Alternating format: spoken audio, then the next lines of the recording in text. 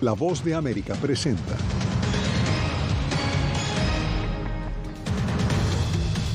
Estados Unidos cuestiona el plan de paz de China para Ucrania, mientras el presidente Xi Jinping visita en Moscú a su homólogo ruso Vladimir Putin. Bancos centrales aceleran medidas para evitar un desastre financiero global. 20 años han pasado desde la invasión de Estados Unidos a Irak y salió de Nicaragua el último funcionario del Vaticano que quedaba.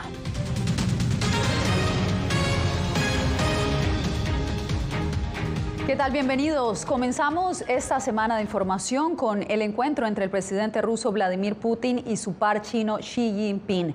Desde Moscú, ambos líderes reiteraron su alianza y hablaron del plan de paz para Ucrania que fue presentado por China.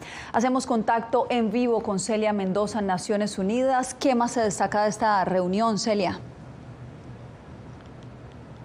Yasmín, sabemos que esto ha sido uno de los momentos más importantes de la visita a la reunión cara a cara por primera vez desde que inició la invasión de Rusia a Ucrania, cuando no solamente vimos cómo estos dos líderes se daban saludos, pero también estaban hablando acerca de la relación y la cooperación que estarían desarrollando de ahora en adelante. Se trata de una nueva fase en la relación entre estos dos países, la cual podría llevar a un apoyo que sea más profundo en el tema de Ucrania, y esto es algo que dejó claro el gobierno de Rusia al asegurar que estaban dispuestos a hacer negociaciones, algo que ha sido cuestionado desde los Estados Unidos. Con escepticismo y cautela sigue Estados Unidos el encuentro en Moscú este lunes entre el presidente chino Xi Jinping y su homólogo ruso Vladimir Putin. El hecho de que el presidente Xi viaje a Rusia días después de que la Corte Penal Internacional emitiera una orden de arresto contra el presidente Putin sugiere que China no se siente responsable de las atrocidades cometidas en Ucrania y en lugar de incluso condenarlas, prefiere proporcionar una cobertura diplomática para que Rusia continúe cometiendo esos mismos crímenes. El secretario de Estado Antony Blinken también se refirió al plan de paz de China, el cual fue discutido en el Kremlin, según el mismo Putin. Hemos estudiado cuidadosamente sus propuestas sobre la solución de la crisis aguda en Ucrania. Por supuesto que tendremos la oportunidad de discutir estos temas. Sabemos que está guiado por la observación de los principios de justicia y respeto a los fundamentos del derecho internacional, seguridad íntegra para todos los países. Sin embargo, Estados Unidos cuestiona el plan de paz. El elemento fundamental de cualquier plan para poner fin a la guerra en Ucrania y producir una más justa y duradera es defender la soberanía y la integridad territorial de Ucrania de acuerdo con la Carta de las Naciones Unidas. Cualquier plan que no priorice este principio fundamental es, en el mejor de los casos, una táctica para ganar tiempo o simplemente busca facilitar un resultado injusto. Mientras tanto, Xi Jinping reiteró su intención de fortalecer la alianza estratégica con Moscú. Esperamos que la asociación estratégica entre China y Rusia, por un lado, defienda la equidad y la justicia internacionales y, por otro, promueva la prosperidad y el desarrollo de nuestros países.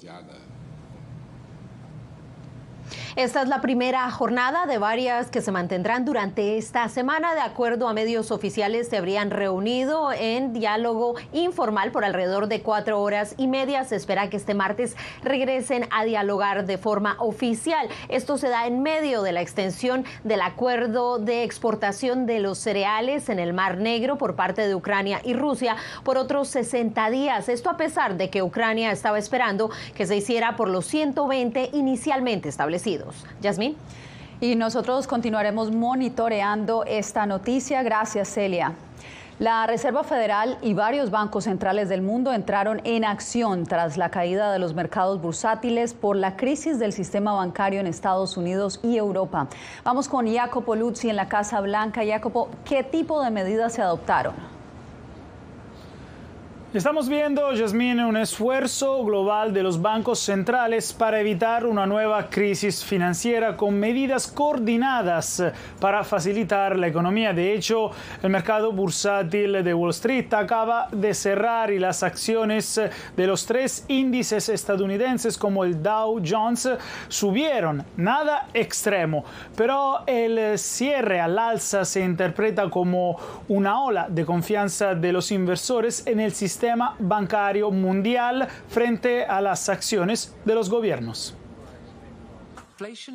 6 bancos centrales se han movilizado para impulsar el flujo de dólares estadounidenses y así aliviar la inquietud en los mercados financieros mundiales. La medida, dijeron los bancos, es para mejorar la liquidez. El Banco de Canadá, el Banco de Inglaterra, el Banco de Japón, el Banco Central Europeo, la Reserva Federal y el Banco Nacional Suizo anuncian hoy una acción coordinada para mejorar la provisión de liquidez a través de la línea de intercambio de liquidez permanente en dólares estadounidenses. La rara declaración conjunta se produce cuando el gigante bancario UBS anunció el domingo que comprará por $3.000 millones a su rival Credit Suisse, otro banco en crisis, en un acuerdo rápido negociado por las autoridades suizas. Sin embargo, estas acciones no calman a los mercados, que siguen nerviosos porque no se sabe si la Reserva Federal estadounidense elevará su tasa de interés este miércoles, frente a una inflación aún demasiado alta, ignorando así las agitaciones bursátiles actuales.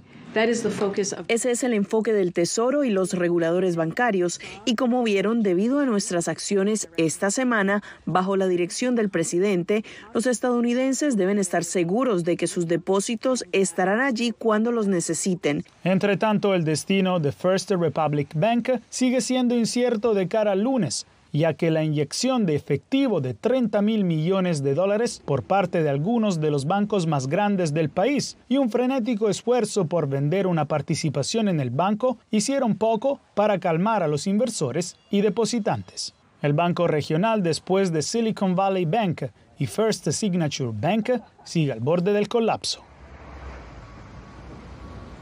Si bien resurgieron los temores de otra crisis bancaria al estilo de 2008, los expertos, Yasmín, dicen que la gran diferencia entre los problemas actuales de altas tasas de interés y el 2008 es que los bancos centrales ahora intervinieron en este momento para garantizar que no haya un colapso desordenado, está muy importante como palabra, desordenado como 15 años atrás.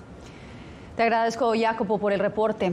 Bien, y pasamos a Bagdad, porque hoy se cumplen 20 años desde la invasión de Estados Unidos a Irak. Philip Crowder, de la agencia AP, nos hace un recuento de esa primera noche de la controvertida operación militar que logró la caída del régimen de Saddam Hussein.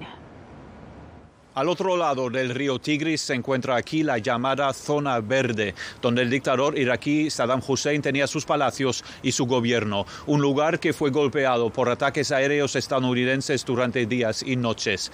La primera noche de la invasión, el cielo nocturno se iluminó con explosiones y fuegos, y 26 días después, también aquí en el centro de Bagdad, la estatua de Saddam Hussein fue derribada por soldados americanos y civiles iraquíes.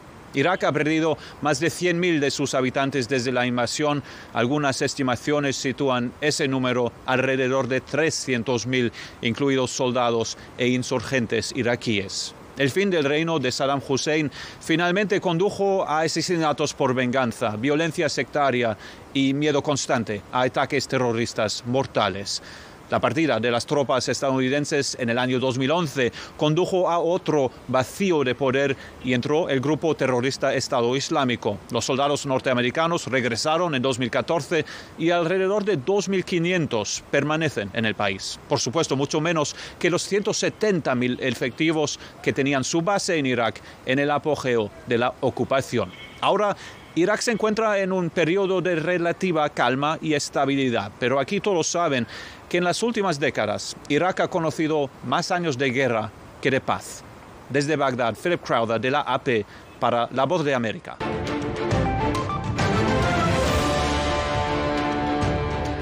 Una organización de voluntarios que recorre varias áreas de la frontera de Arizona en busca de migrantes reportados como desaparecidos se prepara para reforzar sus labores ante el aumento de las temperaturas. Paula Díaz nos habla de los capellanes del desierto. El frío extremo en el invierno y el calor intenso de verano incrementan las solicitudes de ayuda que reciben los capellanes del desierto. Tan solo en febrero recibieron 45 reportes de migrantes o familiares que pedían iniciar una búsqueda. Esta es para, dado caso de alguna picadura de algún animal venenoso. Nosotros, al recibir la llamada, Nosotros pues pedimos lo que es nombre completo, fecha de nacimiento, lugar de nacimiento, ya la información ya de la persona y preguntamos si se hizo el reporte al consulado correspondiente. Regresen a la DEN. La semana pasada recibieron una llamada de Guatemala para reportar a una migrante de 23 años que no pudo continuar caminando y el grupo con el que viajaba la dejó en el camino. Ella envió una ubicación con su cuñada allá en los Estados Unidos y yo envié las coordenadas con los capellanes del desierto. Esta información la compartieron con la patrulla fronteriza, que vía aérea pudo ubicarla. Lamentablemente, ya había fallecido. El cuerpo se encuentra en la oficina forense del condado Pima. Pensamos que a lo mejor ella sufrió de hipotermia al subir el cerro. La organización prepara a sus voluntarios para las búsquedas este verano, cuando suelen recibir varias llamadas en un solo día. Paula Díaz, Voz de América. Y en Nueva York, los migrantes recién llegados se han encontrado con una iglesia que, además de impartir misa, les brinda asesoría legal en sus casos migratorios. Ángela González nos da los pormenores. En pleno corazón de Times Square, la iglesia luterana de San Lucas abre sus puertas a los migrantes para celebrar la misa, pero también y ante la necesidad de ayuda legal, con foros de preguntas y respuestas ofrecidos por abogados de inmigración. Ahorita vine, pero yo no sabía. Yo entré a misa porque vi personas. Yo no sabía, pero ya pedí información porque sí necesito ayuda. Primera vez que estoy viniendo acá y me estoy informando sobre estas ayudas, pero no he sabido de ningún tipo de ayuda sino hasta ahora. El párroco Fabián Arias lidera esta iniciativa empezando con grupos pequeños de 20 a 25 personas. Es tratar de ir ayudando a pequeños grupos, no grandes grupos porque se complica mucho, para que puedan tener todo el asesoramiento completo de cada uno de sus procesos con los abogados. Cómo prevenir estafas y tramitar sus procesos dentro del marco que exige la ley suelen ser las primeras instrucciones. Nos ayuda muchísimo en cuanto llegas acá sin dinero, no tienes cómo pagar a un abogado, no tienes quien te dé la orientación como tal. Y estas organizaciones de verdad que nos ayuda en la situación legal, a veces con comida, a veces cualquier información de salud. Todos los jueves en la tarde, migrantes buscan en esta iglesia asesoría legal que los ayude a resolver sus dudas y encontrar un camino para llevar adelante sus procesos migratorios. Ángela González, Voz de América, Nueva York. También en Nueva York, el Departamento de Policía y el Servicio Secreto coordinan planes para reforzar la seguridad. Esto después de que el expresidente Donald Trump llamara a sus seguidores a protestar si es arrestado por la investigación que lo vincula con el pago secreto de $130,000 a la actriz pornográfica Stormy Daniels poco antes de las elecciones presidenciales de noviembre del 2016. Quédese porque regresamos con el panorama que dejó el fuerte sismo del fin de semana en Ecuador.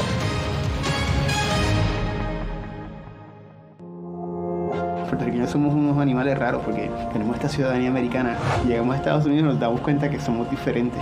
Sí, tenemos un pasaporte americano, pero nuestra idiosincrasia no lo es. Si queremos hacer un mejor Puerto Rico, que es lo que buscamos nosotros, tenemos que ganarnos el respeto y la confianza de todos los sectores del país.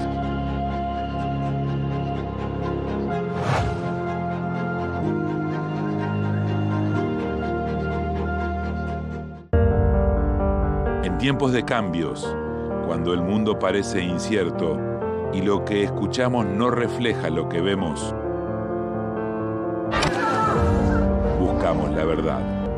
La pantalla de Cuando nos cuentan solo una parte de la historia, perdemos la confianza. En momentos de crisis, nuestros sueños, esperanzas y deseos de un mejor mañana dependen de una prensa libre. En La Voz de América te traemos las historias que la gente se arriesga a ver. Conectamos el mundo y lo unimos con la verdad.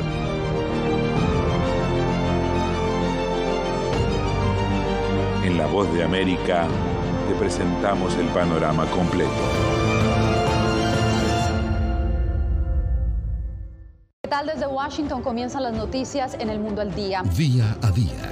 Desde la capital de Estados Unidos y donde se producen las noticias que más te impactan. El objetivo es llegar al otro lado de la frontera para pedir asilo. La Voz de América te conecta con el mundo al día. Los hechos más allá de la noticia. Para que tomes decisiones bien informadas. En el lenguaje que quieres, donde quieras y como prefieras. Conéctate con El Mundo al Día.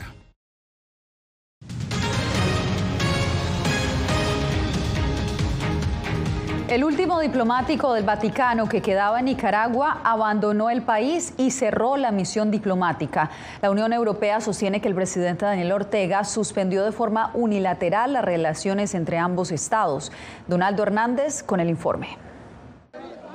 La suspensión de las relaciones diplomáticas entre el Vaticano y Nicaragua se materializó tras la salida del último representante del Papa Francisco en Managua y el cierre de la Nunciatura Apostólica. El cuerpo diplomático de la Unión Europea se pronunció al respecto. La nunciatura se cerró después de que el gobierno nicaragüense decidiera unilateralmente suspender las relaciones. Junto a la Iglesia Católica, los representantes de la Unión Europea en Nicaragua también defenderemos siempre los valores cristianos de libertad, tolerancia y dignidad humana.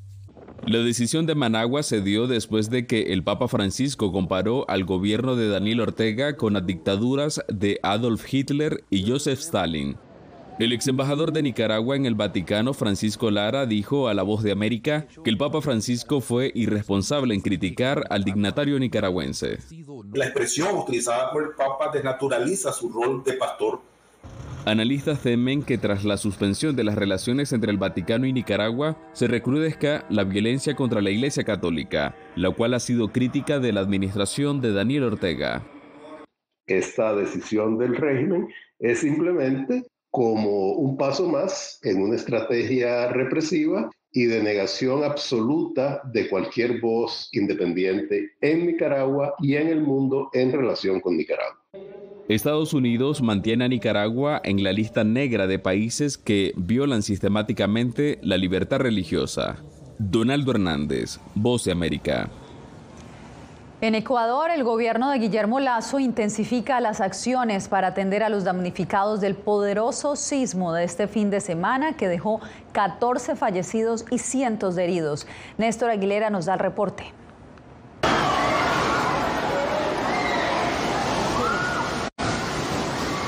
Pánico generó en buena parte de la población ecuatoriana un sismo de magnitud 6.8 grados, de acuerdo con el Servicio Geológico de Estados Unidos.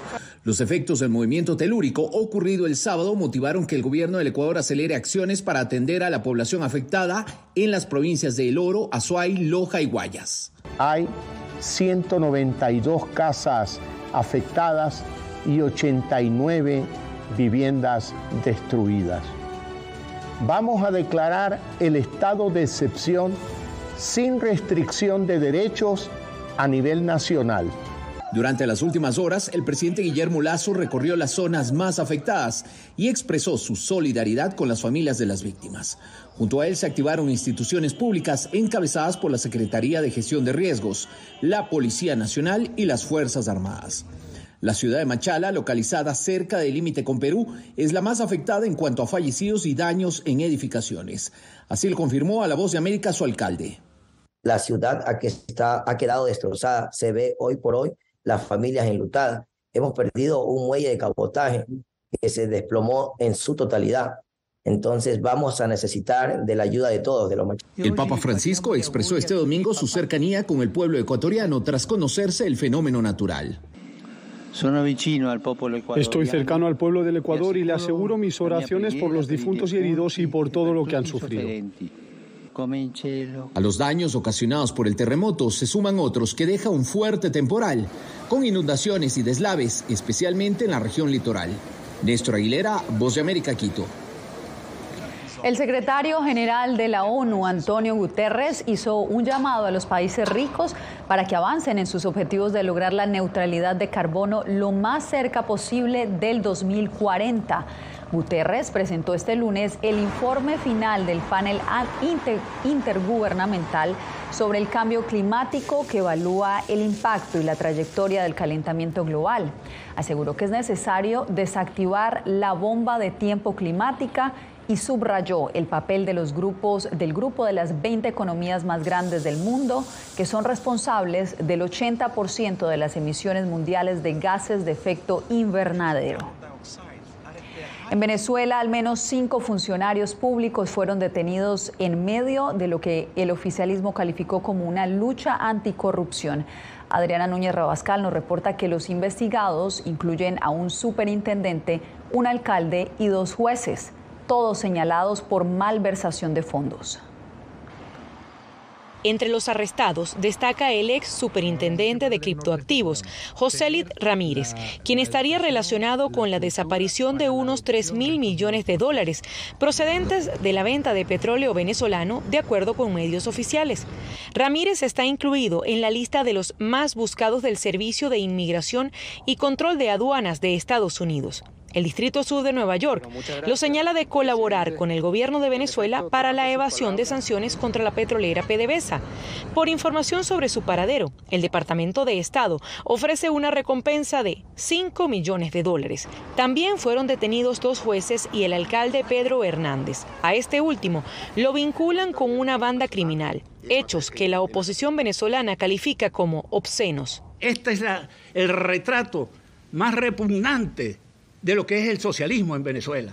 Expertos advierten que, más allá de los delitos que pudieron haber cometido los capturados, también podría haber una factura política en estos casos. Un proceso de reacomodo entre factores del propio Ejecutivo que posteriormente intenta ser judicializado. Ni qué decir que uno de los sectores que han salido más perdidosos en este proceso que se ha conocido en los últimos días tiene que ver con el vicepresidente de Economía, Tarek El Aizami.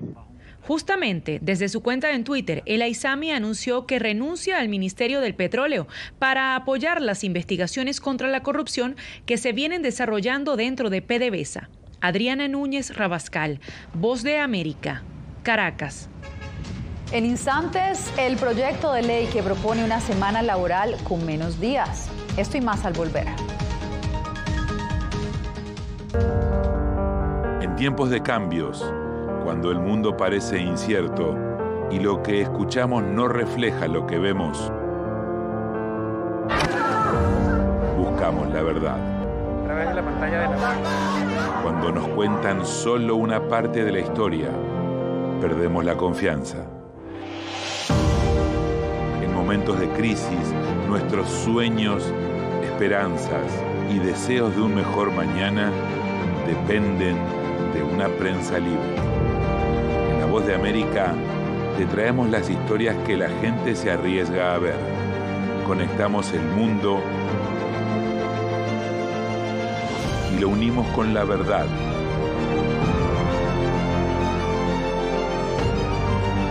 En La Voz de América te presentamos el panorama completo. ¿Qué tal? Desde Washington comienzan las noticias en El Mundo al Día. Día a día, desde la capital de Estados Unidos y donde se producen las noticias que más te impactan. El objetivo es llegar al otro lado de la frontera para pedir asilo. La Voz de América te conecta con El Mundo al Día. Los hechos más allá de la noticia. Para que tomes decisiones bien informadas. En el lenguaje que quieres, donde quieras y como prefieras. Conéctate con El Mundo al Día. Actualidad. Nos vamos a ver otra cepa nueva y otra cepa nueva. Análisis. En realidad, mucha de esta gente va a quedar parada de nuevo y va a ser una tragedia humana. Debate. Dejen la obsesión. La obsesión la tienen ustedes. Con la información más allá de los titulares. El tema energético es algo que se está analizando. La inflación es un problema global. 30 y 50 metros están ya las tropas. Su respuesta, doctor. Todas las semanas por La Voz de América. Puertorriqueños somos unos animales raros porque tenemos esta ciudadanía americana. Llegamos a Estados Unidos y nos damos cuenta que somos diferentes. Sí, tenemos un pasaporte americano, pero nuestra idiosincrasia no lo es. Si queremos hacer un mejor Puerto Rico, que es lo que buscamos nosotros, tenemos que ganarnos el respeto y la confianza de todos los sectores del país.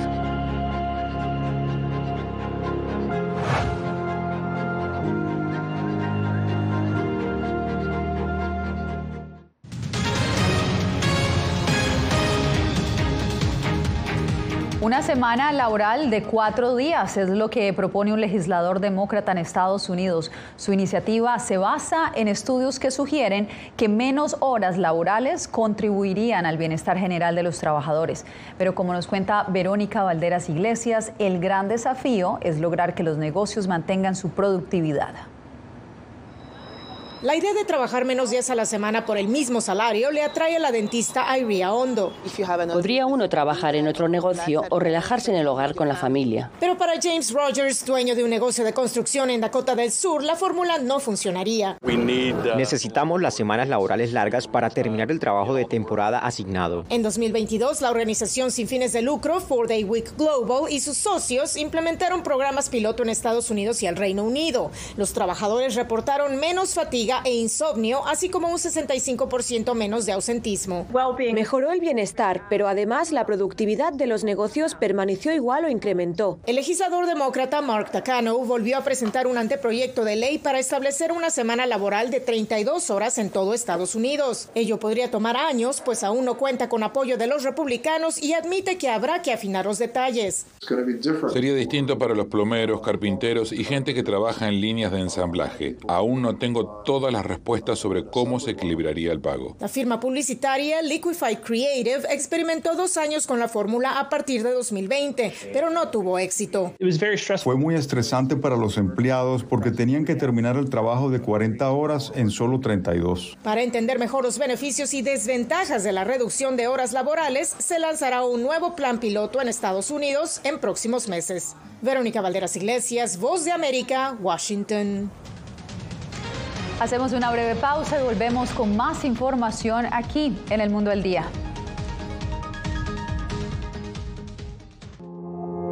Puertorriqueños somos unos animales raros porque tenemos esta ciudadanía americana.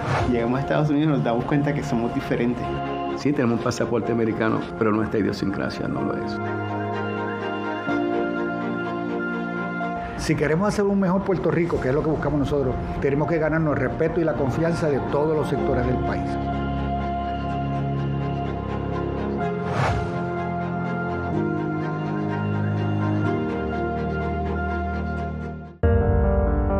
En tiempos de cambios, cuando el mundo parece incierto y lo que escuchamos no refleja lo que vemos, buscamos la verdad. A través de la pantalla de la... Cuando nos cuentan solo una parte de la historia, perdemos la confianza. En momentos de crisis, nuestros sueños, esperanzas y deseos de un mejor mañana dependen de una prensa libre. En La Voz de América te traemos las historias que la gente se arriesga a ver. Conectamos el mundo y lo unimos con la verdad.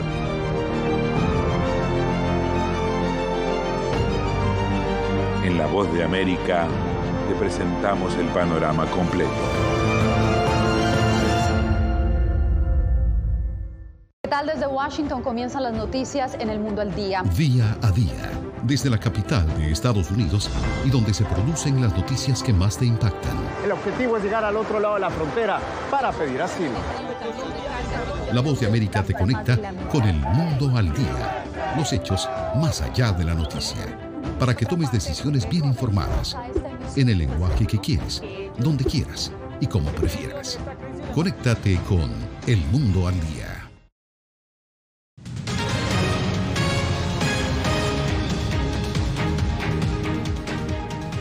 Tras ser desterrada de su natal Kiev por la invasión rusa, Gana Murovtseva volvió a volar como un cisne blanco y negro en la magnífica Casa de Ópera de Budapest. La primera bailarina en salir de Ucrania tras la invasión rusa revoloteó con sus ondulantes brazos de cisne en el papel principal de este clásico del ballet, lo que hizo estallar en aplausos al público. Un sueño se ha hecho realidad, según dijo la bailarina, que hace un año huyó de su ciudad en un tren repleto después de la invasión rusa. Ella pensó que jamás bailaría de nuevo sobre un escenario. Con esta historia llegamos al final de esta emisión.